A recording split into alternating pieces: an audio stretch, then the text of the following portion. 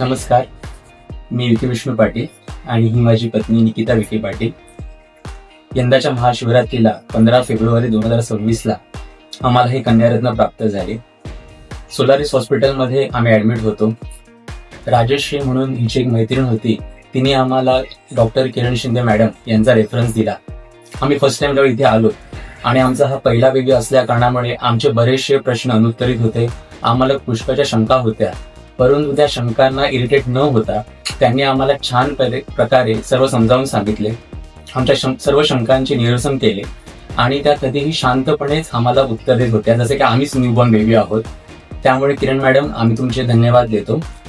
त्यानंतर इथे ऍडमिट झाल्यानंतर आम्हाला हे कन्यारत्न प्राप्त झालं. इकडच्या स्टाफने आम्हाला नेहमीच चांगली वागणूक दिली. इकडचा क्लीननेस चांगला होता.